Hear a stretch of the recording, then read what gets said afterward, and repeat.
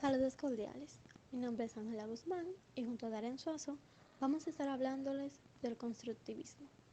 Para ello, estaremos utilizando el libro El ojo del observador. Utilizaremos en específico el primer capítulo titulado Despedida de la objetividad, Constructivismo, de Ernst von Glasenfeld. Hablemos de von Forster. Si existe un constructivismo, debe existir antes en la biografía del mismo. Se dice que dadas las tradiciones vienenses, se realizaban conferencias donde eran invitados grandes científicos y expertos de diversas profesiones. Lo más esperado en dichas conferencias es que cada científico exponga el método por el cual o con el cual está trabajando en sus proyectos actuales y en sus trabajos.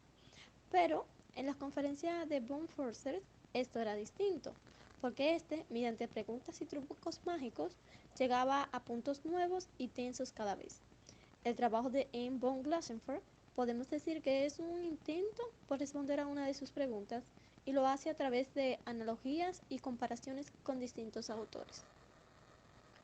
Para entrar en contexto, voy a iniciar hablando de la teoría del observador y lo observado. Hay una disociación, y antes de explico lo que es una disociación.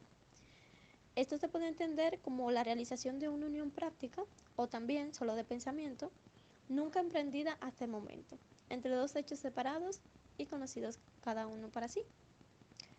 Luego de ello, continuamos.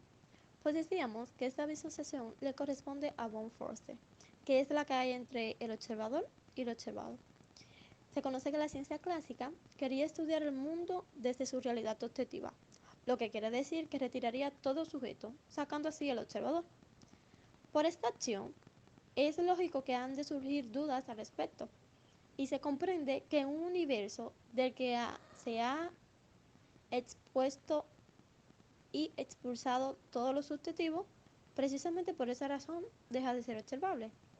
La comprensión de esta interdependencia de observador y mundo observado es el objetivo principal del llamado constructivismo radical. Ya entrado en materia, podemos continuar. Recordando a Copérnico, decimos que en lo que él planteaba el mundo ya no era el centro del universo.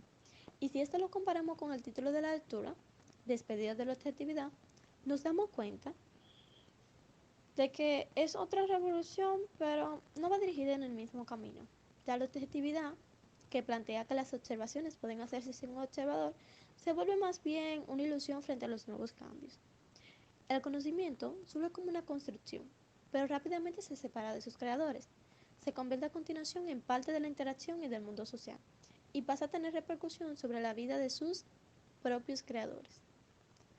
La interdependencia entre el observador y el mundo observado, como ya se había dicho, cuya comprensión emprende el constructivismo, mantiene así una dinámica incesante en la que difícilmente podría volver a reponerse la distinción entre sujeto y objeto. De este modo, el conocimiento es una propuesta que responde a una forma de situación frente a la experiencia. El constructivismo considera ingenua cualquier pretensión de atenerse al objeto con el propósito de generar una referencia indiscutible, de producir una estricta correspondencia entre el objeto tal como es y las representaciones mentales. El constructivismo afirma que nunca se podrá llegar a conocer la realidad como lo es, ya que al enfrentarse al objeto del conocimiento no se hace sino ordenar los datos que el objeto ofrece en el marco teórico del que se dispone. Así, por ejemplo, para el constructivismo, la ciencia no ofrece una descripción exacta de cómo son las cosas, sino solamente una aproximación a la verdad, que sirve mientras no se disponga de una explicación subjetivamente más válida. Para el constructivismo, una descripción exacta de cómo son las cosas como tal no existe, porque la realidad no tiene existencia interdependiente al sujeto y observador. Bueno, podemos tomar un ejemplo de M. von Glasenfeld, que dice que el camino escogido por la ciencia al tratar de la realidad es como el de una llave que se ajusta a la cerradura, aunque se ignora cómo está hecha la cerradura.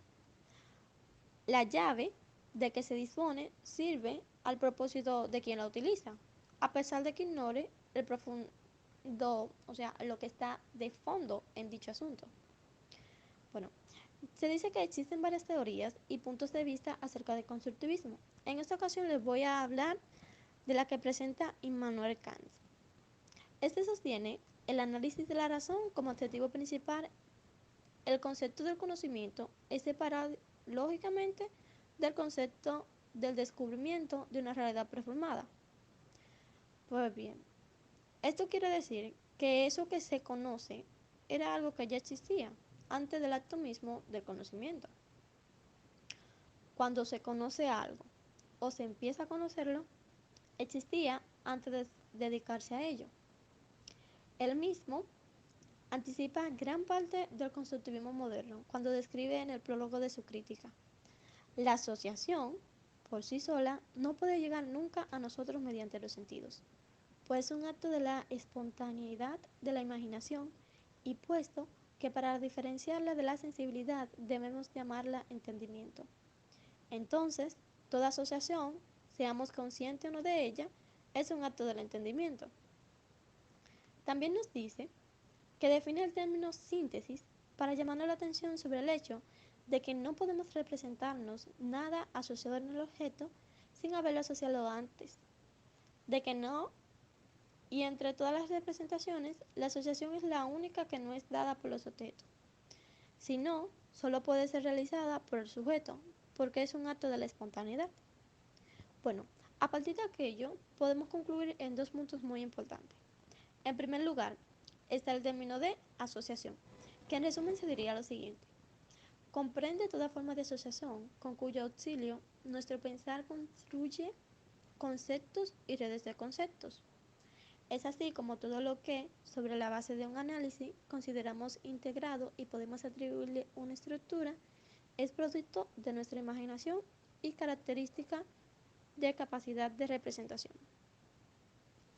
En segundo lugar, Kant dice allí que la asociación es la única representación que no puede ser dada por los objetos, lo que lleva a varios autores a atribuirle al objeto y luego a la cosa en sí propiedades y una forma de existencia que para Kant nunca pudieron tener. También Kant expresa que no podemos representarnos nada asociado en el objeto si no lo hemos asociado antes. El objeto, en cuanto consiste en más de una percepción sensorial, ha sido integrado por el acto de nuestra representación, y por eso de ninguna manera debe pensarse como preformado. De ese modo, la cosa en sí resulta una construcción que solo puede ser proyectada en el mundo óntico, es decir, en la realidad que suponemos más allá del mundo de nuestra experiencia, cuando la hemos construido con el auxilio de nuestros conceptos de asociación. Existen otras teorías que serán desarrolladas a continuación por mi compañera Darian Suazo. Como ya sabemos, las percepciones y las observaciones no caen como gotas de aguas formadas previamente sobre un sujeto pasivo, sino que éstas son el resultado de una actividad realizada por un sujeto activo. Lo que debe plantearse es la cuestión de cómo son producidas estas actividades. ¿Qué quiere decir esto? Que las percepciones son el resultado de alguien que las produce. Obviamente el sujeto obrante y las características de su razón son determinantes en esta acción. Protágoras en el siglo V a.C. había explicado que el hombre era la medida de todas las cosas y por lo tanto determinaba qué fueran y cómo eran. En cambio, Sócrates sostuvo el parecer de que la percepción requería algo perceptible, es decir, que se pueda percibir con facilidad a través de los sentidos. Aunque la historia de las ideas nunca se produjo de manera lineal, se pueden sitiar en una retrospectiva ciertos detalles que se pueden representar como un desarrollo. En la época de Protágoras, hacía tiempo ya había sido comprobado por Jenofanes, quien fue un poeta y filósofo, que si un hombre lograba representarse el mundo como es, ese hombre no podía reconocer la coincidencia. Este contrasentido angustia a todos los que querrían suponer que el conocimiento puede reflejar un mundo independiente del sujeto cognoscente. Quien lo expresó con la mayor claridad fue George Berkeley cuando dijo que solo podemos comparar las ideas con las ideas, pero no con las cosas que las ideas deben representar. Y esta comprobación se convirtió en el argumento principal de los escépticos. Estos se han conformado con repetir que es imposible un conocimiento seguro del mundo y con esta tenaz negación han contribuido para que no se dude del concepto de conocimiento. Sin embargo, esa suposición plantea sin remisión la cuestión de cómo logra la razón misma producir cosas utilizables. El místico irlandés Juan Scott Werigena ha expresado en pocas líneas lo que hoy podría servir de lema al constructivismo radical, y es lo siguiente. Pues así como el artista sabio produce su arte desde sí y en sí y prevé en ese arte todas las cosas que creará, de la misma manera el intelecto produce desde sí y en sí su razón en la que presiente y predispone todas las cosas que desea hacer. Por otra parte, Vico resumió el pensamiento de la autoorganización cognitiva en el postulado de que Dios puede conocer el mundo, pues Él mismo lo ha creado, pero el hombre es solo lo que Él mismo produce. Vico había advertido ya que cuando hablamos de hechos, nos referimos por lo menos inconscientemente a algo que ha sido hecho, valga la redundancia. Para Vico, las cosas con las que amueblamos el mundo de nuestra experiencia han sido construidas por nosotros mismos y deduce esa afirmación de la comprobación de que el hombre construye su mundo sobre los conceptos del punto y de la unidad, pues con los puntos hace formas y con las unidades hace números. Todo esto vendría siendo obra de la imaginación humana. De todos modos, la deducción de estas afirmaciones en Vico están señaladas en forma más o menos discontinua. Solo en Kant, que consideró el análisis de la razón como objetivo principal, el concepto del conocimiento es separado lógicamente del concepto del descubrimiento de una realidad preformada. Los 4 puntos que constituyen la ley de causalidad son una breve síntesis de los pensamientos de David Hume, que publicó en el siglo XVIII en su investigación sobre el conocimiento humano y que despertaron a algunos como a Kant de su sueño doctrinario, por así decirlo. Aún así, muchos científicos del siglo XIX, es decir, un siglo después, siguieron durmiendo sobre este sentido. En cambio, Hernán von Helmholtz se tomó en serio el despertar y planteó, inspirándose en Kant, el concepto de que las cualidades de nuestros órganos sensoriales determinan la calidad de nuestras percepciones y también la idea mucho más trascendente de que el espacio y el tiempo deben ser considerados una inevitable construcción conceptual de nuestra razón en vez de ser considerado un hecho del mundo objetivo. Bueno, si es aceptada esta idea, se produce un desplazamiento totalmente radical del concepto del saber, no solo en el sentido del saber general y práctico, sino también en todo lo que consideramos científico y por lo tanto particularmente confiable.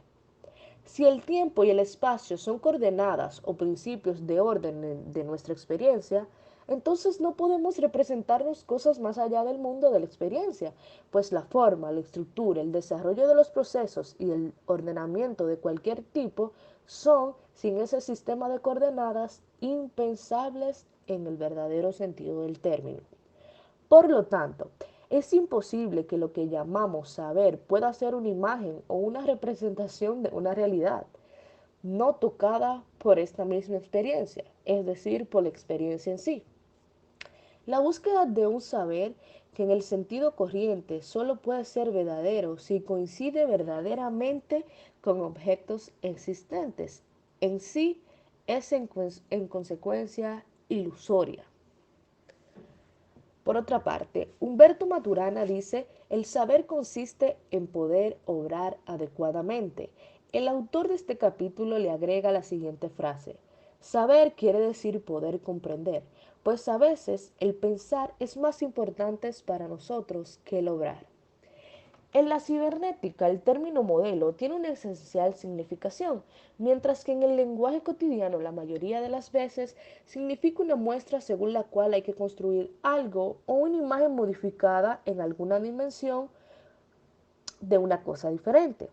En la cibernética, el modelo es con frecuencia una construcción de lo cual se espera que pueda realizar por lo menos aproximadamente la función de un objeto cuya estructura dinámica no se puede investigar o reproducir directamente. Ese es precisamente el sentido que necesitamos cuando queremos decir que el saber conceptual consiste en modelos que nos permiten orientarnos en el mundo de la experiencia, es decir, prever situaciones y a veces determinar incluso las mismas experiencias. De ese planteamiento, resulta la comprobación que contradice la teoría del conocimiento convencional, según la cual el papel del saber no consiste básicamente en reflejar la realidad objetiva, sino más en capacitarnos para obrar y alcanzar objetivos en el mundo de nuestra experiencia. De allí surge el postulado creado por el constructivismo radical, de que el saber debe adecuarse pero no coincidir. Desde el punto de vista constructivista, la adecuación nunca es una igualación, sino el desarrollo de estructuras, ya sea del obrar o del pensar, que en el mundo de la experiencia prestan el servicio esperado. Y el mundo de la experiencia es siempre, siempre y exclusivamente un mundo que construimos con conceptos que producimos según el proyecto de nuestra razón. Para la ciencia y la filosofía de la ciencia, el punto de vista constructivista significa una reorientación drástica que nunca esto hubiese sido considerada si esa misma ciencia no hubiese abierto perspectivas y producido hechos que habían dejado de ser compatibles con la teoría del conocimiento convencional. Por lo tanto, la asociación no solo es una actividad de la imaginación, como dijo Kant, en base a consideraciones lógicas, no, sino que también la percepción de los sentidos resulta orientada por el sujeto en base a comprobaciones empíricas. Para culminar con nuestro análisis sobre la despedida de la objetividad, es decir, el constructivismo, hablaremos un poco sobre la charla de Anil Seth llamada ¿Cómo el cerebro alucina tu realidad consciente? El neurocientífico cognitivo Anil Seth postula cómo se puede explicar el universo interior de la conciencia en términos de pura biología y física. Anil Seth también explora la base cerebral de la conciencia y el yo. La primera cuestión que se plantea en el video es, ¿cómo se da la conciencia? Y es que de alguna manera en cada uno de nuestros cerebros, la actividad combinada de miles de millones de neuronas, cada una de estas genera una experiencia consciente, y no cualquier experiencia consciente, sino su experiencia propia consciente aquí y ahora mismo. ¿Cómo sucede esto? Es importante responder esta pregunta, ya que para cada uno de nosotros la conciencia es todo lo que existe, y sin ella no hay mundo, no hay un yo, de hecho, no hay nada en absoluto. Y que cuando sufrimos, sufrimos conscientemente, ya sea por una enfermedad mental o por dolor. Y si nosotros podemos experimentar alegría y sufrimiento, Anil se pregunta, ¿qué pasa con los otros animales? ¿Estos también tienen conciencia? Bueno, su investigación saca la conclusión que la conciencia tiene menos que ver con la inteligencia y más con nuestra naturaleza como organismo vivo que respira. Postula que la conciencia y la inteligencia son cosas muy diferentes, ya que no tienes que ser inteligente para sufrir, pero probablemente tienes que estar vivo. En conclusión, en este momento miles de millones de neuronas en tu cerebro están trabajando en equipo para generar una experiencia consciente, y no solo una experiencia consciente cualquiera, sino la experiencia consciente del mundo que te rodea dentro de ella. ¿Cómo sucede esto? Según el neurocientífico Anil Seth, todos estamos alucinando todo el tiempo. Cuando estamos de acuerdo sobre nuestras alucinaciones, la llamamos realidad. Hasta aquí nuestra participación. Gracias por la atención y espero que de alguna manera les haya servido para comprensión del tema.